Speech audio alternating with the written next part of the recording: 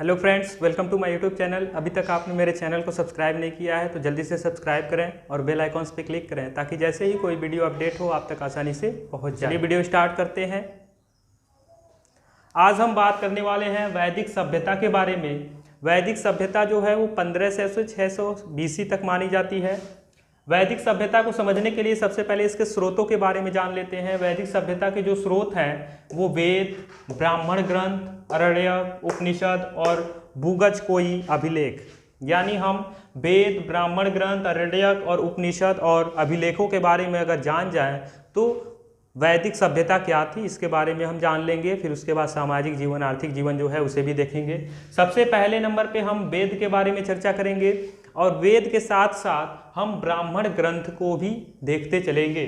सभी वेदों के अलग अलग ब्राह्मण ग्रंथ होते हैं।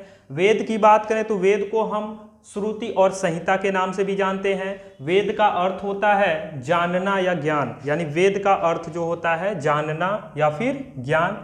वेदों की संख्या टोटल 4 है: ऋग्वेद, यजुर्वेद, सामवेद, अथर्ववेद। ऋग्वेद, यजुर्वेद, सामवेद और अथर्ववेद 4 वेद होते हैं। सभी वेदों को सबसे पहले ऋग्वेद की बात करें तो ऋग्वेद का जो विषय है वो मंत्रों का संग्रह, यानी मंत्रों का संग्रह जो है ऋग्वेद में मंडल 10, सूक्त 1028, मंत्र 10,462 है। कभी कभी 10,552 भी होगा तो भी आप टिक कर दीजिएगा। इतने मंत्र हैं। ऋत्विक को हम पुरोहित के नाम से भी जानते हैं, यानी ऋग्वेद के जो पुरोहित या ऋत्विक होते हैं उन्हें हम होत्री कहते हैं। उपवेद, ऋग्वेद का जो उपवेद है वो है आर्यवेद। बहुत ही इंपॉर्टेंट है, आता है क्वेश्चन में कि ऋग्वेद का उपवेद क्या है, आर्यवेद। अब यहाँ पे ब्राह्मण ग्रंथ की बात करेंगे। ऋग्वेद का जो ब्राह्मण ग्रंथ है वो है गाइड है। गाइड में उल्लेख है ऐतरेय और कौशिकी का। ऐतरेय और कौशिकी। यहाँ पे मंडल है। मंडल के बारे में कुछ इंपॉर्टेंट मंडल को देख लेते हैं। मंडल होते हैं 10। पहला मंडल में बात हुआ है कृषि का। तीसरे मंडल में बात हुई है गायत्री मंत्र। 7वें मंडल में बात हुआ है दशराग युद्ध। 9वें मंडल में सोम देवता पर है। 10वां मंडल पुरुष युक्त का उल्लेख है। पुरुष युक्त मतलब 10वें मंडल में पुरुष युक्त का उल्लेख का सेंस ये है कि वहाँ पे ये बताया गया है कि एक विराट पुरुष के अंग से 4 वर्णों का निर्माण जो हुआ है ना, वो यहीं से 10वें मंडल के पुरुष युक्त के माध्यम से ही हुआ है। तो विराट पुरुष के जो 4 अंग थे उसमें उल्लेख जो हुआ है, मुख से ब्राह्मण, भुजा से क्षत्रिय, पेट से वैश्य और जांग से शूद्र, यही 4 वर्णों का उल्लेख जो है वो ऋग्वेद के 10वें मंडल में मिलता है, याद रखिएगा। अब तीसरा मंडल जो गायत्री मंत्र है, तो गायत्री मंत्र के बारे में थोड़ा सा जान लेते हैं। गायत्री मंत्र के रचयिता है विश्वामित्र और गायत्री मंत्र जो वो समर्पित है सविता देवता या फिर सूर्य। लास्ट अगर बात करें तो 7वां मंडल जो दशराग युद्ध है, तो दशराग युद्ध जो है वो 2 लोगों के बीच में लड़ा गया, सुदास और 10 राजाओं के बीच। सुदास के कबीले में भरत थे और 10 राजाओं में 5 आर्य से थे और 5 अनार्य से थे, यानी 5 आर्य थे, 5 आर्य नहीं यानी अनार्य थे। सुदास के कबीले के गुरु जो थे वो वशिष्ठ थे और 10 राजाओं के गुरु जो थे वो विश्वामित्र थे। युद्ध अब हो गया परुसड़ी रावी नदी के तट पर है, वहां पर युद्ध शुरू हो गया सुदास और 10 राजाओं के बीच। जब युद्ध हुआ, एक तरफ है वशिष्ठ और एक तरफ है विश्वामित्र जी। जब युद्ध हुआ तो जीत हुई सुदास की।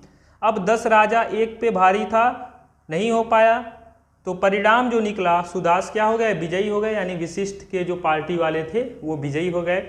ये था ऋग्वेद। अब हम यजुर्वेद को देखते हैं। इसे आप स्क्रीनशॉट लेना चाहते हैं तो ले सकते हैं, ले लीजिए जल्दी से। यजुर्वेद में बात करें तो यजुर्वेद का जो विषय है यज्ञ से संबंधित है। अध्याय 40 हैं, मंत्र 1990 है। उपवेद इसका धनुर्वेद। उपवेद, सभी वेदों में उपवेद आप जल्दी याद रखिएगा। उपवेद और पुरोहित जो ऋत्विक होते थे, उपवेद धनुर्वेद यहाँ के, यानी इसमें यजुर्वेद के जो ऋत्विक या पुरोहित थे उसे अर्धवर्यु कहते थे। प्रकार यजुर्वेद 2 प्रकार का मिलता है, शुक्ल यजुर्वेद, कृष्ण यजुर्वेद। शुक्ल यजुर्वेद को हम वाजसनेयी संहिता भी कहते हैं। शुक्ल यजुर्वेद में शतपंथ एक पद्य है और कृष्ण यजुर्वेद में तैत्रेयी एक गद्य है, यानी शतपंथ और तैत्रेयी यजुर्वेद का ब्राह्मण ग्रंथ है। तीसरे नंबर पे बात करें सामवेद। सामवेद मतलब संगीत से रिलेटेड विषय भी गायन की विधि है। मंत्र 1810। उपवेद गंधर्व वेद। गंधर्व विवाह भी एक होता है, तो जो वैदिक संस्कृति में ही आता है। तो अभी हम लास्ट में विवाह जो होते हैं टोटल 8 प्रकार के होते हैं, 4 शुभ 4 अशुभ। लास्ट में वीडियो के लास्ट में हम उस पर भी चर्चा करेंगे। वैदिक संस्कार कितने होते हैं, वैदिक संस्कृति के हिसाब से विवाह कितने तरीके से कर सकते हैं। उपवेद गंधर्व वेद। ऋत्विक उद्गाता, यहाँ के ऋत्विक जो है वो उद्गाता। और ब्राह्मण ग्रंथ इसमें खड़विंश, पंचविंश, छांदोग्य और जैमिनीय इंपॉर्टेंट। जैमिनी और पंचविंश इंपॉर्टेंट है। चौथे नंबर पे है अथर्ववेद। अथर्ववेद का जो विषय है औषधि, जादू, अंधविश्वास, जादू टोना जो रिलेटेड करता है वो अथर्ववेद में है। अथर्ववेद का मंडल 20 है, मंत्र 6000। उपवेद शिल्पवेद है। शिल्पवेद याद रखिएगा। ऋत्विक ब्रह्मा है और ब्राह्मण ग्रंथ इसमें गोपथ इंपॉर्टेंट। गोपथ ब्राह्मण ग्रंथ किस वेद में पाया जाता है, तो अथर्ववेद में पाया जाता है। अब इसके बाद हम वेद देख लिए, ब्राह्मण ग्रंथ देख लिए। अब पहले उपनिषद देखते हैं, तब अरण्यक और बोगज कोई देख लेंगे। तो अब हम उपनिषद देखेंगे। इसे अगर स्क्रीनशॉट लेना है तो जल्दी से ले लीजिए। अगर हम उपनिषद की बात करें तो वैदिक सभ्यता में उपनिषद का अर्थ, यानी उपनिषद का सीधे सीधे अर्थ समझेंगे गुरु के समीप बैठना। उपनिषद का अर्थ होता है गुरु के समीप बैठना। उपनिषद की संख्या 108 है। उपनिषद के 4 विषय पर चर्चा करेंगे। चारों विषय, पहला विषय है कठोपनिषद। कठोपनिषद में यम और नचिकेत के संवाद के बारे में बताया गया है। दूसरा मुंडकोपनिषद। याद रखिएगा, मुंडकोपनिषद से ही सत्यमेव जयते लिया गया है। मुंडकोपनिषद याद रखिएगा। मुंडकोपनिषद में यज्ञ की जो तुलना है वो टूटी नाव से की गई है, यानी यज्ञ को टूटी नाव के समान बताया गया है। किसमें? मुंडकोपनिषद में। मांडव्योपनिषद। मांडव्योपनिषद सबसे छोटा उपनिषद मांडव्योपनिषद है, याद रखिएगा। मांडव्योपनिषद सबसे छोटा उपनिषद। और बृहदारण्यक याद रखिएगा, ये सबसे बड़ा और पुराना भी उपनिषद है। सबसे पुराना और सबसे बड़ा बृहदारण्यक उपनिषद है। जबाली उपनिषद एक बच रहा है। जबाली उपनिषद जो आ जाएगा तो हम लगाएंगे आश्रम व्यवस्था, यानी जबाली उपनिषद आश्रम व्यवस्था से रिलेटेड है। अरण्यक की बात करें, वेद, ब्राह्मण ग्रंथ, उपनिषद हो गया। अरण्यक 7 अरण्यक पाए गए हैं, उनके बारे में चर्चा नहीं करेंगे, बस याद रखिए 7 अरण्यक हैं। बोगस कोई अभिलेख में 4 वैदिक देवताओं का उल्लेख किया गया है, यानी बोगस कोई, ये जो अभिलेख है बोगस कोई, इसमें 4 वैदिक देवताओं का बस उल्लेख किया गया। ये जानिए, चारों देवताओं के नाम इंद्र, वरुण, यम और नासत्य। बस इतना ही आप समझिए। अब समझेंगे वैदिक सभ्यता 2 भागों में बटा है। पूर्व वैदिक सभ्यता, उत्तर वैदिक सभ्यता, दोनों में सामाजिक व्यवस्था, स्त्रियों की दशा, खान पान, मनोरंजन, इन सब के बारे में अब चर्चा करेंगे। इसे आप स्क्रीनशॉट लेना चाहते हैं तो ले लें जल्दी से। अगर बात करें वैदिक सभ्यता को 2 भागों में बांटा गया, पूर्व वैदिक काल और उत्तर वैदिक काल। पूर्व वैदिक काल 1500 से 1000 BC और उत्तर वैदिक काल 1000 से 600 BC माना जाता है। अब दोनों में अंतर, दोनों में देख लेते हैं। जो पूर्व वैदिक काल का राजनीतिक इकाई था वो कुल से ग्राम, ग्राम से वीस से जन था। लेकिन उत्तर वैदिक काल का जो राजनीतिक इकाई था कुल से ग्राम, ग्राम से वीस से जनपद। दोनों में डिफरेंट ये है कि उत्तर वैदिक काल में जनपद और पूर्व वैदिक काल में जन था। दोनों की राजनीतिक संस्थाएं की बात करें तो पूर्व वैदिक काल में सभा, समिति और विदथ तीनों था, मेल और फीमेल, यानी पुरुष और महिला दोनों के लिए था। लेकिन उत्तर वैदिक काल में राजनीतिक संस्थाएं सभा और समिति ही केवल था, और ये सिर्फ पुरुष यानी मेल के लिए था। और प्रजापति की पुत्रियां, यानी सभा और समिति, प्रजापति की पुत्रियां थी जिनका नाम था सभा और समिति।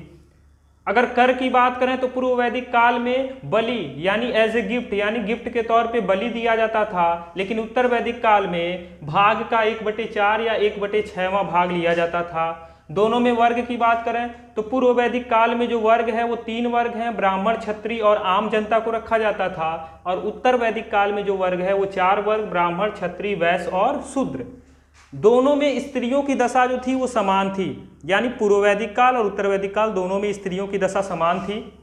पहला, शिक्षा का अधिकार था, विवाह, बाल विवाह नहीं था दोनों में। सती प्रथा दोनों में नहीं था। विधवा अगर कोई है तो उसका पुनर्विवाह हो सकता था, ये प्रथा थी। पर्दा प्रथा नहीं था, नियोग प्रथा था। बहुपति विवाह, बहुपति विवाह क्या होता है कि एक पुरुष चाहे तो एक से अधिक विवाह कर सकता है, ऐसी प्रथा दोनों में थी। संपत्ति का अधिकार भी दोनों में था।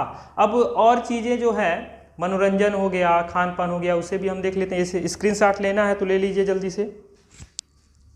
अब हम बात करेंगे कि इनका जो मनोरंजन था, पूर्व वैदिक काल का मनोरंजन रथ दौड़, सोमरस और समाज जो था वो प्रीति प्रधान था। सेम उत्तर वैदिक काल में भी यही था, रथ दौड़, सोमरस और समाज प्रीति प्रधान। दोनों का खान पान थोड़ा सा डिफरेंस है। जो इनका खान पान है वो दूध और दूध से बनी वस्तु का ही प्रयोग पूर्व वैदिक काल वाले करते थे, लेकिन उत्तर वैदिक काल के समय अनाज का आ गया था प्रयोग, यानी इस समय अनाज का प्रयोग। प्रमुख देवता के रूप में पूर्व वैदिक काल इंद्र को 200 बार प्रयोग किए, इसलिए पहले स्थान पे, और 250 बार प्रयोग किए इंद्र को, 200 बार अग्नि को प्रयोग किए, इसलिए दूसरे स्थान पे। प्रमुख देवता में प्रजापति ब्रह्मा का रूप मानते हैं, पहले स्थान पे हैं, और इंद्र को वर्षा का देवता के रूप में दूसरे स्थान पे रखा गया है।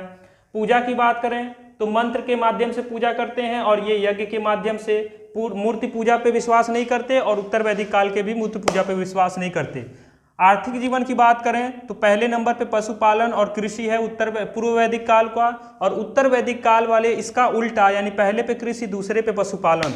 अब आ गया मजे वाली बात, समझ लेते हैं कि वैदिक धर्म में संस्कार 16 प्रकार के होते हैं। कुछ इंपॉर्टेंट संस्कार को देख लेते हैं। पहला संस्कार गर्भाधान, दूसरा संस्कार पुंसावन, तीसरा संस्कार सीमांतो नमन, चौथा संस्कार अन्नप्राशन, पांचवा जात कर्म, छठवां संस्कार नामकरण, 15वां संस्कार विवाह, और 16वां संस्कार अंतिम संस्कार, यानी खत्म है वहीं पे जीवन, विवाह। अब आ गया आपके लिए, ये स्पेशली आप सभी के लिए है जो पुरुष वर्ग देख रहे हैं।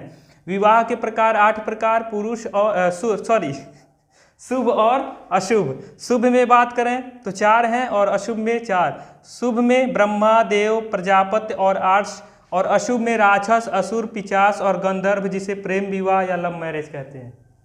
बात आ गई क्यों हम इसके बारे में ज़्यादा हाईलाइट करना चाह रहे हैं। जो आप लोग लव मैरिज करते हैं या फिर प्रेम विवाह, उसे गंधर्व विवाह और ये अशुभ विवाह माना जाता है। पहला गंधर्व विवाह राजा दुष्यंत और शकुंतला ने, इन्होंने गलती की, जिसके माध्यम से भरत जी हुए। भरत वायु पुराण के माध्यम से ही हमारे देश का नाम भारत पड़ गया। ये टोटली वैदिक सभ्यता को हम लोग अच्छे से मनोरंजन के माध्यम से समझ लिए हैं। आई होप आपको वीडियो बहुत अच्छे से समझ में आया होगा। इसे ज़्यादा से ज़्यादा शेयर कीजिए और कमेंट में अपना फीडबैक जरूर दीजिएगा। Thank you so much for watching my YouTube channel.